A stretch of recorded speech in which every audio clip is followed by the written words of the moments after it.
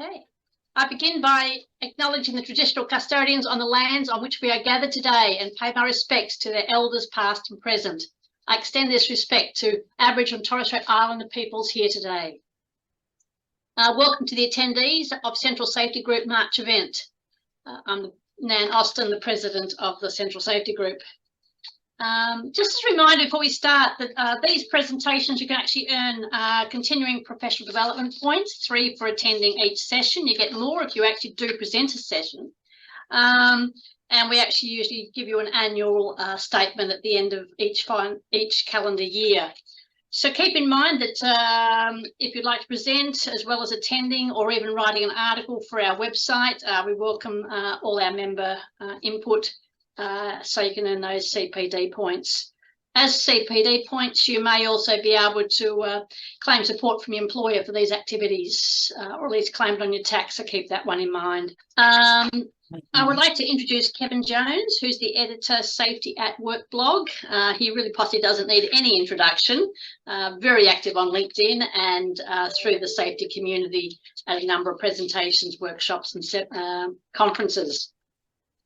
And Kevin's going to talk about some hot topics in OHS at the moment. I think you would have noticed from Kevin's blog that he's sometimes controversial. I always feel more intelligent just listening to Kevin talk, but he'll include his own comments, recommendations of books on issues including work psychology, the management of time, suicide, troublemakers, corporate values and leadership, and I'm sure much more. So do enjoy this, and I'll hand over to you, Kevin.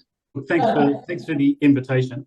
And I apologise for not being there in person, but I've got to say now I've put Zoom on gallery view. I'm intimidated by the people who are here, so it's great to see some familiar faces, and I apologise for those people who may have subscribed to the blog who some of my points today are going to be a bit familiar with to you, but I've jotted down some notes. So please excuse me for looking slightly off screen for the notes. But look, there's some issues that have been happening over the last couple of months that I just wanted to mention to the group. One is, as I attended the WorkSafe Awards ceremony, I think it was last week, maybe the week before, I can't remember, after a long weekend. And it was a peculiar awards night. It was good awards, good winners, good finalists and all of that sort of stuff. But there was a couple of things that were missing. One was the mentions of psychosocial hazards was a bit thin. And although there were 2 winners in the return to work category who came back from either traumatic experiences or bullying and harassment, it's sort of the psychosocial element of it didn't gel and didn't sort of feature. It was a little bit peculiar. So there was a quietness on the topic in the awards night that politically I can probably understand, but it seemed a little odd. And also there have been categories in the past where for award winners on psychosocial initiatives, and that category wasn't available this year. And when you think about the amount of activity that's happened in the last 12 months and 2 years, it's sort of, odd. I don't know what it says, but it was very odd. Also, there was a huge focus on HSRs. HSRs are important. Don't have much of a problem with HSRs, except that quite often they're closely allied with trade union presence in the workplace. I'd much rather a focus on the issue of consultation, the obligation that we've got to consult.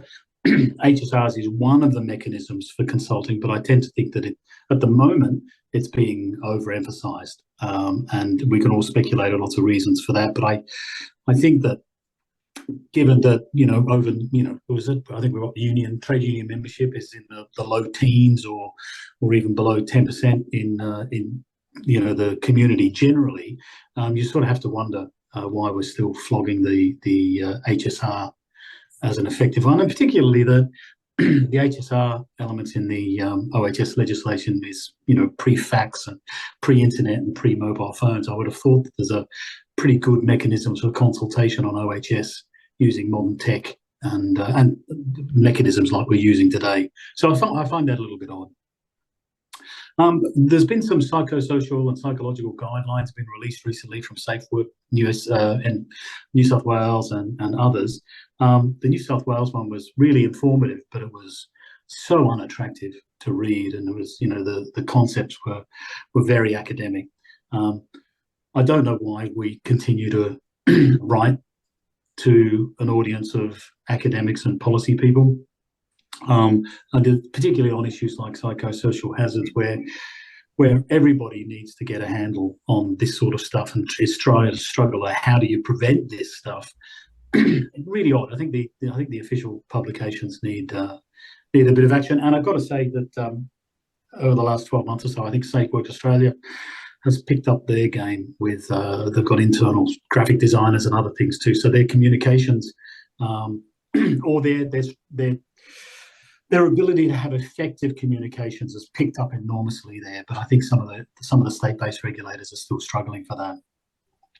I think part of that, connected to that, is also that OHS advisors are still assumed by most organisations to be tertiary trained, and a lot of us are, but a lot of us aren't. And I think that there's an assumption there, both in we need to think about who is the audience for who we're writing for and who the government's writing for, particularly when the OHS legislation was meant to be written in such a way that anyone can pick it up. The layman can pick up this legislation and this guidance and start applying it. I think we need to have a bit of a rethink on that. I think also that, and Barry, your microphone's on if you didn't realise. The OHS people, we know a lot about safety. We know not as much about health, but we know a lot about safety. But I think we don't spend a lot of time thinking about work. And I think that we need to perhaps start looking at that a little bit more closely. Work has been dominated by the IR perspective, and that's been okay in many ways, and particularly when, you know, the trade union's been strong and vocal on that, and they still are. But I think it's allowed OHS to separate ourselves a little bit from the industrial relations element by not focusing on work and focusing on safety as if it's something special. So I think we need to understand work, and there's a couple of books that I'll talk about later on that would help with that. But I think there's some new stuff that's come out recently on good work design. I think Safe Work Australia, Safe Work NSW might have brought that one out, and there's various things coming out on dignity at work. There's international sustainability development goals that talk about dignity at work, but we don't talk about work, or OHS people don't talk about work as much as we should, and I think we should do that more. I think also a couple of years ago, and I think in my presentation early last year, I mentioned that the United Nations and the ILO have passed, I've made the right to a safe and healthy work environment now is a fundamental human right. Now, it's always been a bit iffy. Is it a human right? Is it a human right? Is it one we have to sign up to, and all that sort of stuff? So a couple of years ago, the right to a safe and healthy working environment was listed as a fundamental principle and fundamental human right internationally. Now, what this means is that it's not something that needs to be ratified or go through the Australian government or any stuff like that. Because it's a fundamental human right, it is applicable to any country who is a member of the United Nations, and Australia was one of the founding members of the United Nations. So I think it's worth thinking about exactly what that means. Particularly in Victoria, we have a Charter for Human Rights. Work isn't included. There's some elements that overlap with work, but work itself is not included. And I think it'd be interesting if we did start thinking about work, safe work, as a human right. What does that mean? Does it give people, you know, sort of appeal mechanisms that outside of the normal structures that we use? What does it mean as a legal thing? I mean, I can see, for those of us who are old enough to remember the film The Castle, I can imagine a Dennis Denuto saying that, you know, this it's a vibe, and then somebody says, oh, it's a fundamental human right, and then he'll go, oh, okay. So I think at the moment, a lot of us, not just OHS people, a lot of us are Dennis Denutos. We sort of think this is a great idea, but we don't quite understand exactly what it means. And I think particularly in Victoria, if we've got a Charter of Human Rights, what would it mean if our Human Rights Commission brought that in, that we had a right to a safe and healthy work environment? How would that change work-safe strategies? How would it change our own strategies? What would we do if a worker, not an HSR or a union member, what if a worker came up and said, actually, no, I've got a fundamental right for a safe, and I've got to get the wording right, a safe and healthy working environment, and you're breaching my human rights by not providing one. I think it's something that will, if we don't start thinking about it, talking about it, it'll bite us on the arse. So I wanted to also add, as Nan said, I'm active on LinkedIn, mainly because it sort of cross promotes the blog and trying to get subscribers. But I do chuck in stuff occasionally. Now, recently was a small snippet in the Australian newspaper saying that wellbeing programs have been researched and there's no evidence that they do any good.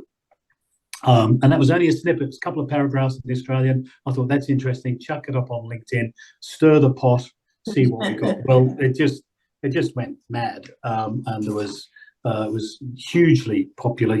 Thousands of responses, far more than I expected, and so it was interesting. So please, that little snippet and the conversation, of course, with LinkedIn, it stays on LinkedIn. So if you want to follow me on LinkedIn and see what that conversation was, it was very, very interesting. So although the UK research said there wasn't much benefit in wellbeing programs, what it did say was that there was some benefit in volunteering. So days where we volunteer, we do community work as a representative of the company, did have some good mental health benefits.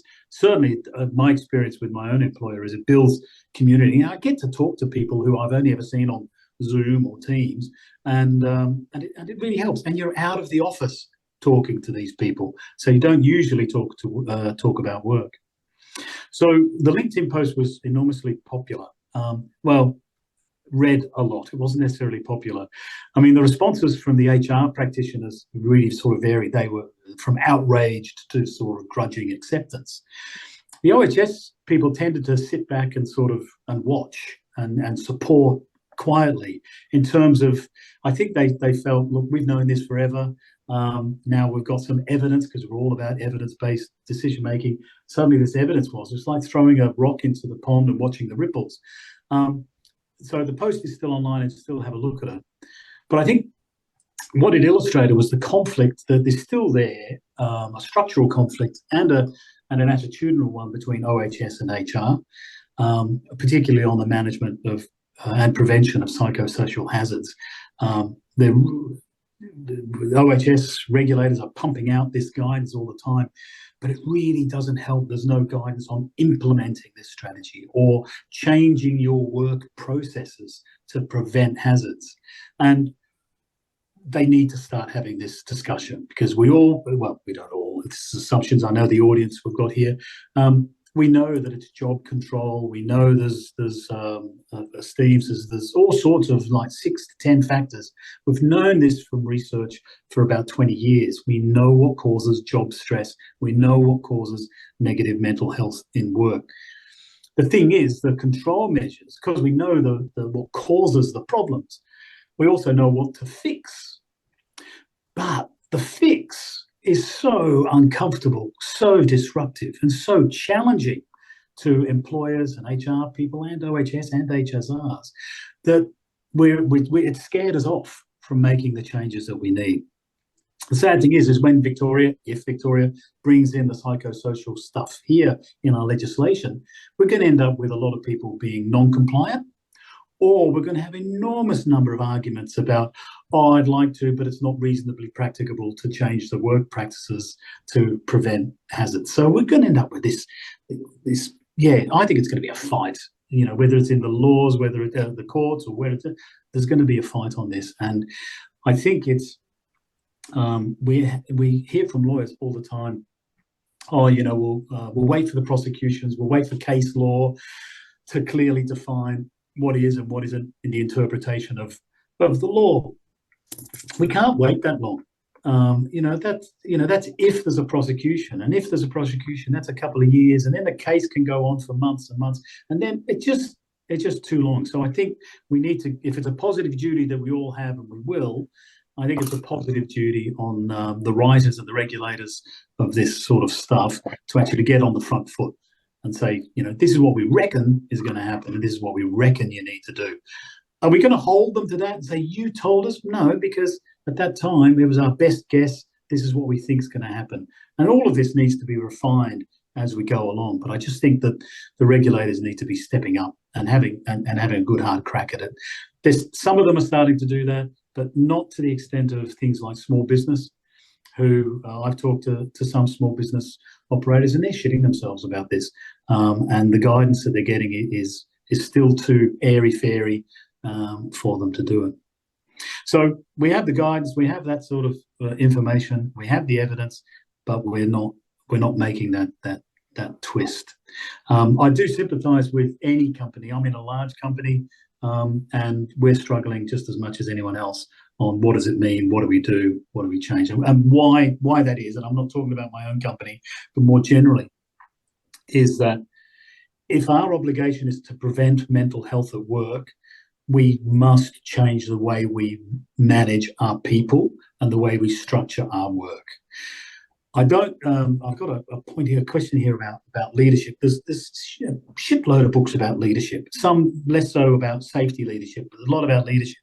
I just wonder how many of these people who are writing leadership books also are leading a company where everybody goes home at the end of the day, at the end of their allotted time.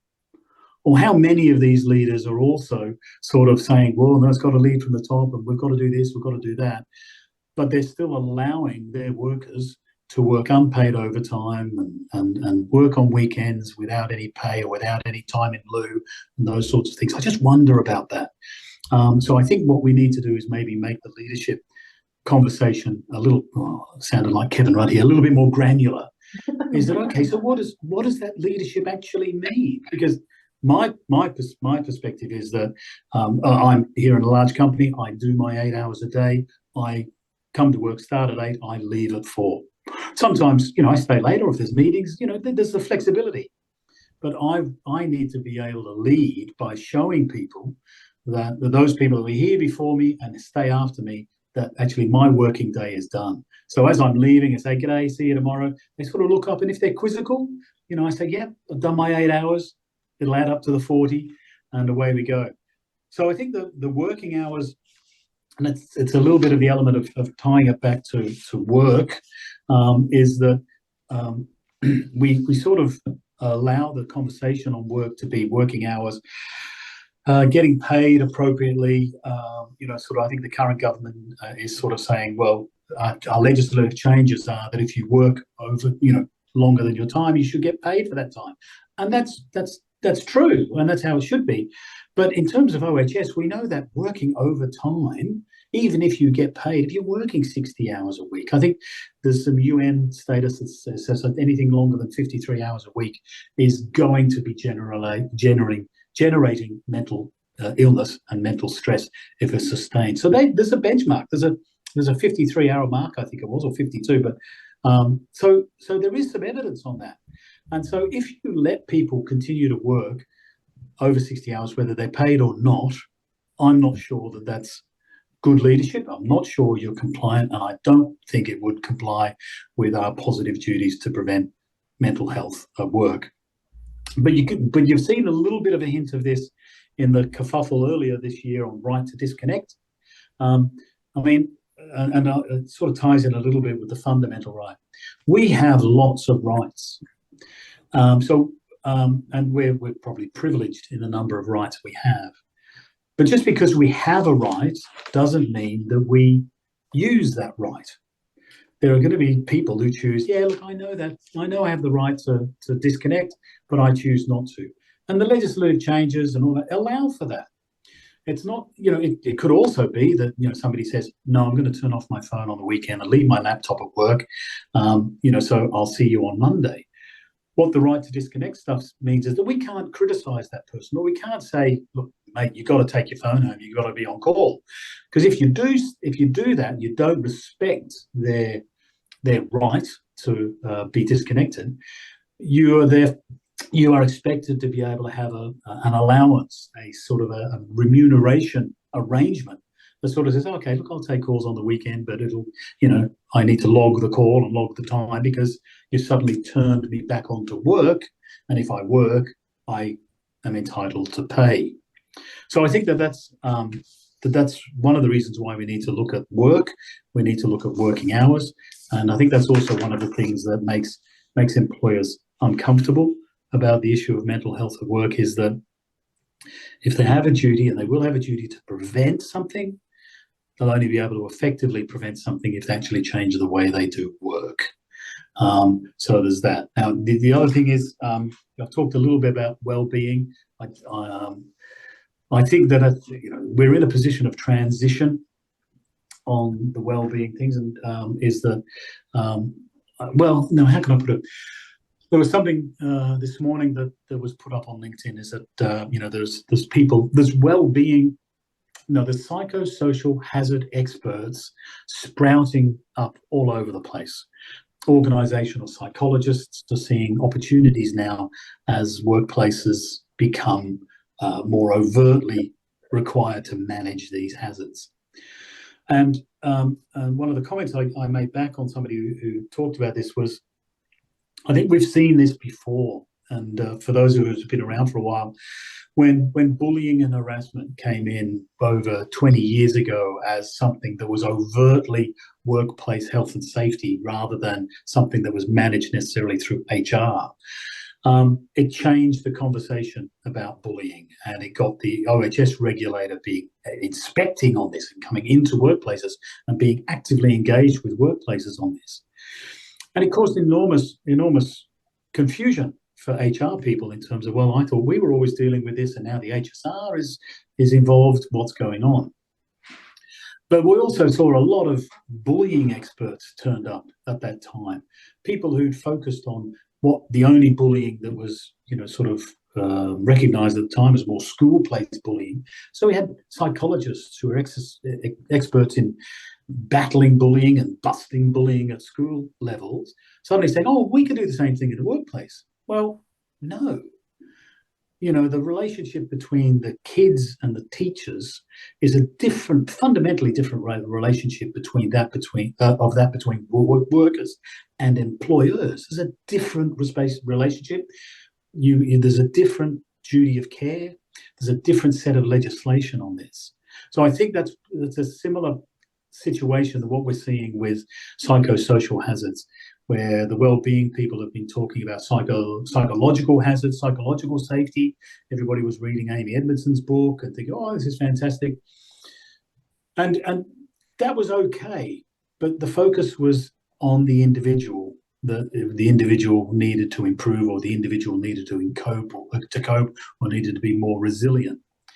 But in our OHS world, we know it's the systems of work and the management structures that can contribute to the lack of well-being. So you can get your fruits, you can get your yoga, but if you're still working 60, 70 hours a week and you're not seeing your family, you're still miserable. So I think that's the situation that's happened now, is that OHS has known about the well-being stuff for ages.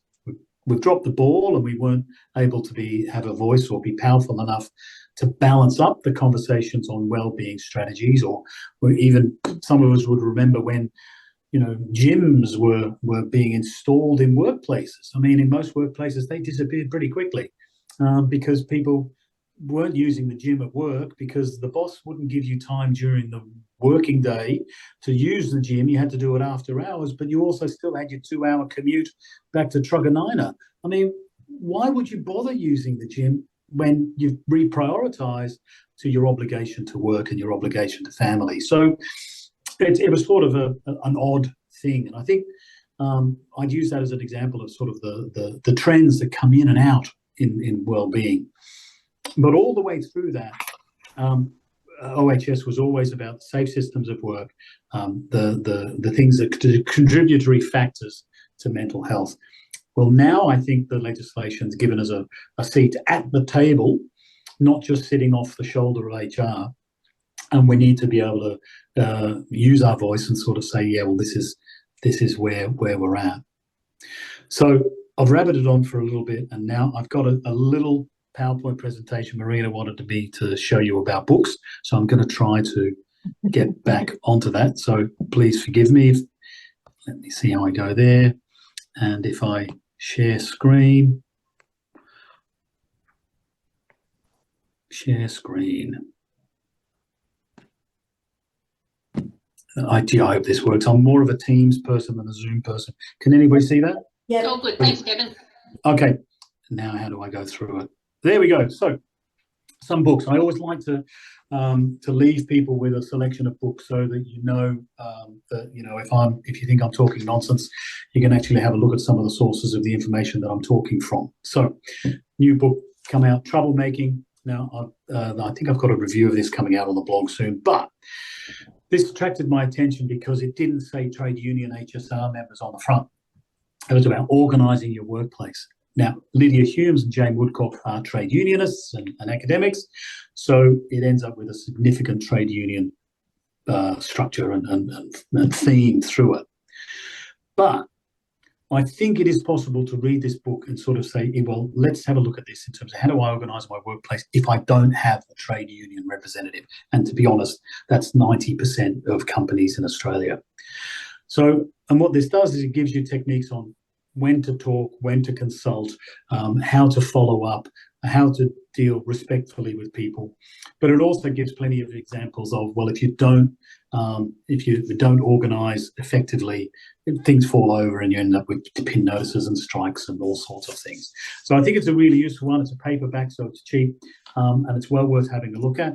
It's probably one that the trade unions and the HSR sector will take up too, because it is good techniques for them as well. But if you've got HSRs in your company, it's probably worth having a look at that. But I would strip out some of the trade union stuff and sort of say, well, how can I use this just in my own workplace? And organise your workplace. That does mean a little bit like trade union things. But what you're trying to do is you're trying to motivate workers to be vocal and engaged on workplace health and safety. And I think this sort of does help. And one of the things I've written about recently, and Professor Michael Quinlan, who's retired in Tasmania, talks about is he's looking at the historical context of mobilising workers. I think historically you'd mobilise a group of workers and they become a trade union and they do sort of big actions and things. I think what we need to do is we need to mobilise our workers for improving OHS and sort of actually see what that actually means. This book is a couple of years old now. It's about 2020. You can see what it is, work history of how we spend our time. The really good thing about this is that there's a good solid chapter on health and safety, but it talks about work, which is great because you find out that as they talk about work, they talk about safety, they're talking about the quality of time, they're talking about quality of life all the way through the book. It's really useful, even though it's got a particular chapter on safety. That's one of the tips I always have for anybody who's looking in the bookshops, and not the big W ones, but real bookshops, on how to choose a book. And I'll just give you a quick indication here because I brought a new book along. One of the things I always do when I go into a bookshop and have a look at the management section or the leadership section is sort of have a look in the index and see if work or labour or safety is listed in the index. If it is, you know that there's going to be the authors actually thought about the specialist area in which we're talking about. A lot of books on leadership don't mention work at all, and you sort of think, well, hang on, it's there. Now they might say, oh, it's in the subtext, or of course we're talking about work because we're talking about the company. Well, not necessarily. I think work is something that's a little bit more specific. But it's a really I quite enjoyed that book.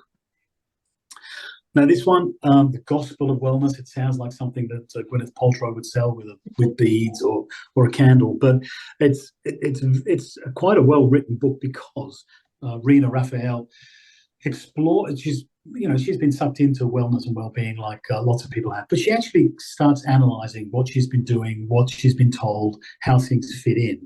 And as the subtitle says there, it's sort of the false promise of self-care.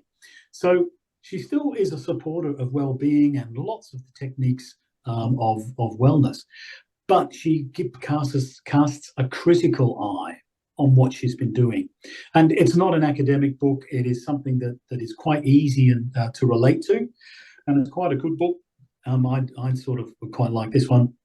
It is very feminine, because to be honest, the well-being industry is really strong, and attractive to women far more than it is to men. We tend to take a different attitude to this. So it was revealing to me for a different voice on wellness. I thought that was quite a good book. I've got to make a mention of a local book by Helen Lingard and Michelle Turner, both academics, I think, at RMIT. I think we've had Helen speak at the safety group meetings in the past. This is a really interesting book in that it's based on research that she's done on infrastructure projects in Victoria, so it's quite contemporary, at least until those projects fade away like they sound to be doing. The really curious thing on this is that it's the well-being element in the construction industry. Construction got work right and work safety right, stop people from falling mostly, and all of that sort of stuff, and scaffolds and things. Health, dust, occupational illness, all that sort of stuff. That's been on the agenda and that's getting addressed. Well-being, no. So it did fall off. And certainly my experience on construction sites, well-being would be maybe stretching exercise, warm-up exercises in the morning, which are of dubious value, and particularly, you spend a lot of money for some of these people who actually do these programs, and you've got to wonder about it. Certainly broke the ice and got you talking and, making fun of the fat guy next to you who couldn't do a push-up. I saw plenty of that. But whether it actually reduced the risk of injury, I don't think that was ever proven, and I doubt it very much the case now. Before I jump on to that one, there was one that I'm not sure is listed in the PowerPoint presentation, but I'll show you one, because most of these books you have to buy. This one you don't need to. So there is a magazine called HESA. It is in the PowerPoint. It is? Yep. They are. Well done, there it is. So this one is by the European Trade Union Institute. It's been going for years, comes out every quarter. It's a hard copy magazine that they send out internationally. All you've got to do is just register on their website and give in your details, and they are fantastic. So the cover, if you can't read the cover there, this edition is a special report on workers and climate change. Now, working in heat, working outdoors, all that sort of stuff. I mean, that's a huge challenge for lots of us. Here is a magazine. Yes, it's written by trade unions. The thing is with Europe is they've got so many bloody good researchers that, they've got a body of knowledge there that far exceeds what we've got in Australia. So it's well worth listening to. The hard copy, big format. You can see it's pretty big. And how many pages is it? 56. One of the other things on this, they do book reviews. They do a book review. This one's on navigating the question of women's health at work. Really, really good resource. So the HESA mag is a beauty. I do like those. Kevin, can I speak up for a second? Yeah. I just want to let everyone know, for some reason, I made up this PowerPoint and had the website link to all of the publications. It's not showing up, but it will be in the package. So anyone, you don't have to manually write down the names of everything. That link will be with it. Yeah, and you won't just get links to Amazon. I always link to the publishers page, because quite often they have sales and discounts that don't get reflected anywhere else. So well worth having a look. Alison Pennington is now currently with the Australia Institute, but she wrote this a couple of years ago. I found it really interesting. It's certainly, yes, I learned a lot from it. Except that because it's talking about Gen F and Gen X and the younger people, it's the perspective that she was writing about was really good. And so what does the workplace mean for that generation when you're starting your career or you're a new starter in an organization? How do you prioritize your safety? How do you work within your allotted hours? How do you avoid getting sucked into overwork when your family wants you to earn as much as you possibly can and work as hard as you can because they're desperate for a house deposit? And so it's a different generation than me in my early 60s, but it's well worth having a read. It reminds me that there's a different perspective that I had and shared 30 years ago, 40 years ago, but the people I work with are now going through that situation. So well worth having a look at. This one's a bit airy-fairy, limitarianism. So what it is the case against extreme wealth. I've put this in because a lot of us are working in industries where if we're not a public company where we have to give annual reports, we have shareholders and all that sort of stuff. Sometimes we're a private company, and our partners or our structures or our leaders or our CEOs or they get enormous benefits and wealth and bonuses, share buybacks, or whatever else it is. Ingrid Robins is saying, well, actually, if we put a cap on this, suddenly we've got a pool of wealth and funds that can be distributed elsewhere. So it's an argument that we're seeing a lot in Australia at the moment in terms of housing. Why spend on a football stadium in Hobart when that money could be spent on social housing? So it's that issue of prioritising. It's a useful book because our employers and clients are always saying, well, they're having this judgment of, what should I spend on this or should I spend on that? Do I have the pressure to, send my kids to private school, or should I buy a new guard for a machine on the production line? It's a classic conflict that we have to work through about spends and investments, and I think Ingrid's is an interesting perspective on that. This is a slightly older book, and I'll wrap up in a minute so we've got time for questions. One of the things that I studied on in OHS years ago, and I was, why is there no textbook on OHS? Well, there are a couple, but I really think that this one is the standout one. It's a third edition. It's been out for maybe 6 or 8 years now, but it is a terrific book. Felicity Lamb did most of the third edition updates. It's a sociological look at health and safety, which is not often a perspective that we get. The authors talk about it as a multidisciplinary approach, which should be a really good indication to us that actually we need to bring in multidisciplinary solutions and controls, so maybe we should have the multidisciplinary approach. It's a second-hand book. Have a look at it online. It's a substantial book. It's at least an inch thick, but really good, strict, primarily Australian, and I think it's one of those neglected gems. Workplace ethics is one of the things that I think we don't talk about enough. I remember going to an ergonomics society conference 15 years ago. It was in Wollongong, and for the first time ever at their conference, they had somebody talking about ethics. I don't know many OHS conferences or conversations where it actually talks about ethics. Now, there's business ethics. Now, there's sort of, there's workplace ethics, but we deal with ethics all the time. We're making ethical choices and ethical balances all the time. That issue of, do we invest or do we spend? Do we prioritize worker safety over another priority? We're making ethical decisions all the time, but we don't talk about it. We don't think about our profession in that way as much as we should. I think this is a really interesting small book that gives some ideas about how the topics that we should be asking ourselves.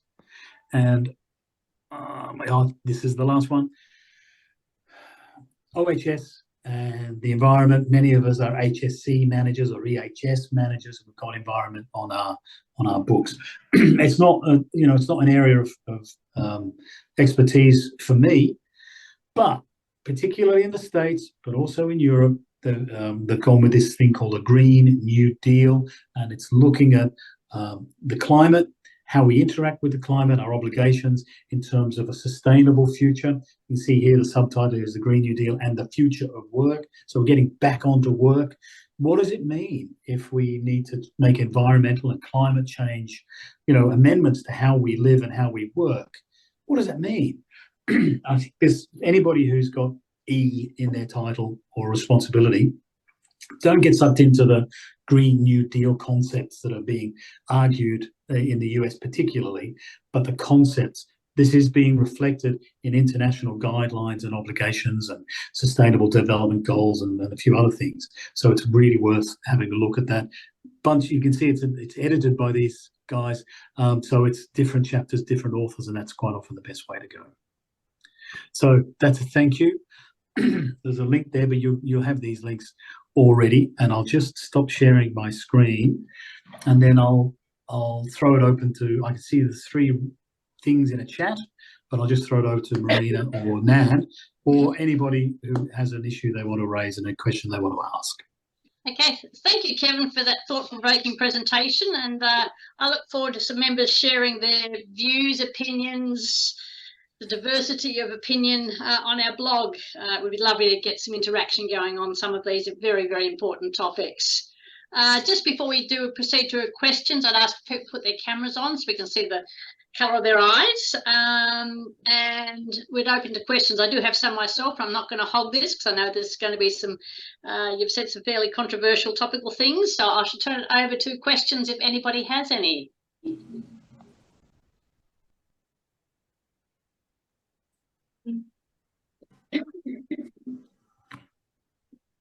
Over to you, Nan. Okay, I was going to say, Jane's made a comment about the 2 areas where it's basically known that there's very long work hours, and that's the trainee doctors and people working in legal firms. And so too much response on that.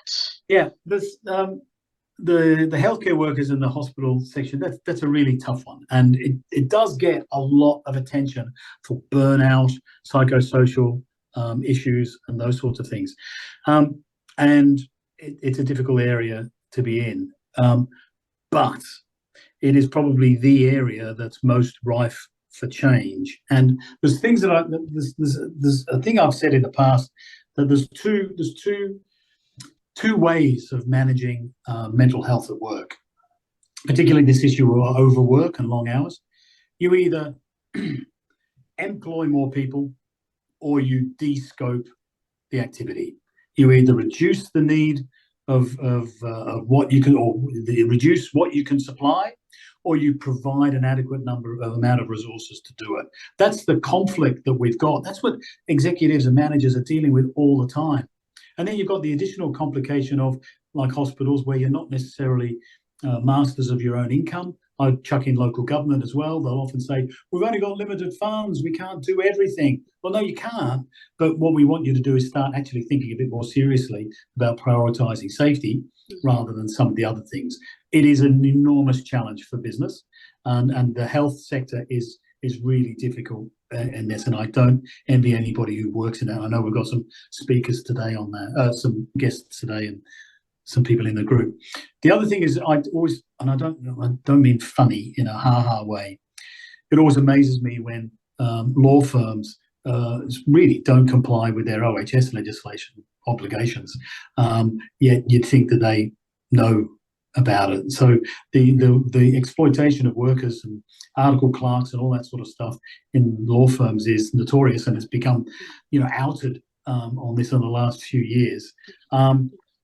But they need to get around it. There's been suicides, there's been mental health campaigns in that sector now in Australia for 10 or 15 years that I know of, and they still struggle. I think the industry is probably one of those I alluded to in a way with, partners and those sorts of structures where you get, it's like piecework. If you get, billable hours and that's it, well then if there's no income coming from you spending time on safety, if it's not a billable hour, it doesn't get any attention. If there's no income from it, if it's an overhead, it gets no attention. So that's a relationship and an attitude that we need to break. And I don't know how we'll do it, but we shouldn't be scared about an attempt. I'm hoping that the younger generation might teach us about that one. One of my friends, her daughter started working part-time and came home and said to her mother, can they really make me work 6 hours So I think they have a good, better work-life balance than what we possibly grew up to enjoy. So Alison Pennington's book could be just the thing. We're running out of time. We can sort of stay online for more informal questions. We might close down the recording. Just a reminder, the recording will be available to financial members on the Central Safety Group website, and I do encourage you to provide commentary for our blog online as well, using the communication link on the website. Our next event will be in April, post-Easter. The speaker is going to be Troy Wynn. He's a WHS manager for Simmons Homes. He's talking about the visual approach to inductions. I encourage you to support Troy. He's actually a student. We are trying to promote the work being undertaken by the students from La Trobe University. So do come along and support Troy and join in on that very important conversation on construction inductions. So thank you, Marina. We'll turn off the recording now.